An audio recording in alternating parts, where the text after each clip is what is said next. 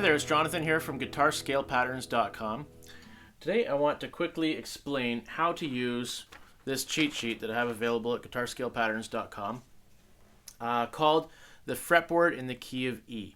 Okay, now what this sheet is basically you'll see if you print it out in color, you can print it out in color if you have a color printer. If not, it'll be black and white, but you will see a slight difference still in the shading of some of the notes. Okay, now all of the orange notes are E's. So that's the tonic all throughout the whole fretboard, as you can see there. All of the blue notes represent all of the other notes in that key as they are spread all over the fretboard.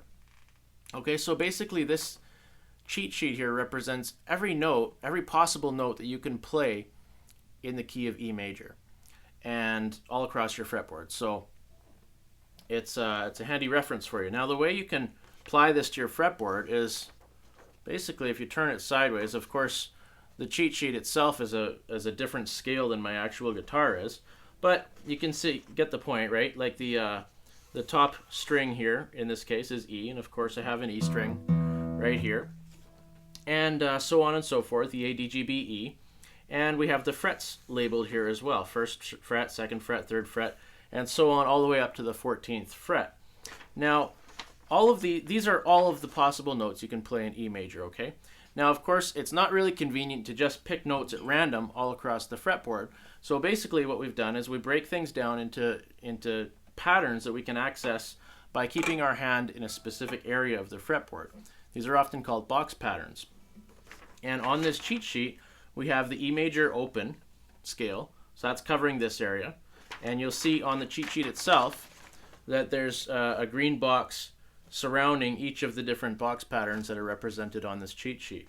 So we've got the E major open one, which is kind of down in this area. Then we have the C sharp minor, which from the root 5 position. So that starts right here on the 4th fret and covers this kind of part of the fretboard.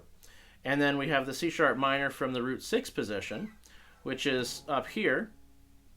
And then we have the E major scale from the root 6 position, which is at the 12th fret. And so by using these different box patterns, we can cover effectively the whole fretboard with just a few different patterns.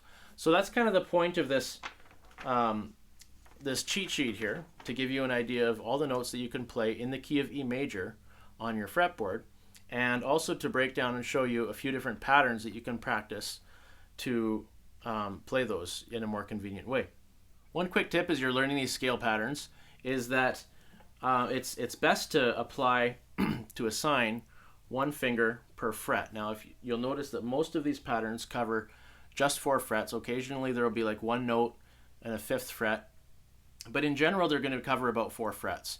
And so it's best to kind of, pick whatever the outside frets are, assign your 1st finger and your 4th finger to those outside frets, and just, so what I'm saying by that is some of the patterns are anchored.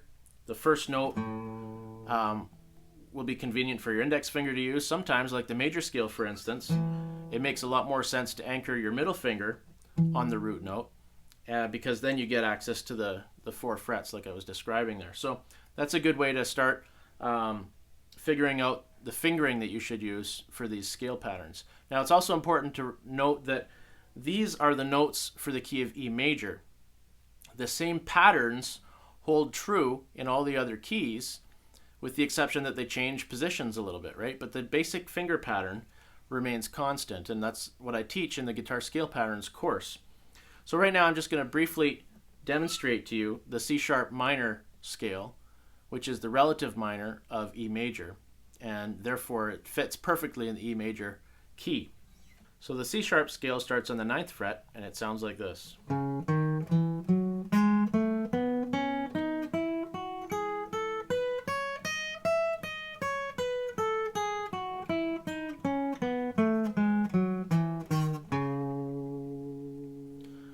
So that's just a quick demonstration of one way that this cheat sheet can be applied. If you look and analyze the notes a little bit more detail, you'll also find things like the octave pattern showing up there, and there's quite a few other patterns that can be discovered on that cheat sheet as well. So hope you find that useful. It's Jonathan here from PlayGuitar.com. If you really want to understand your fretboard head on over and check out the course, the Guitar Scale Patterns course. I'll teach you the guitar scale patterns and how they relate to all the different keys all across the fretboard.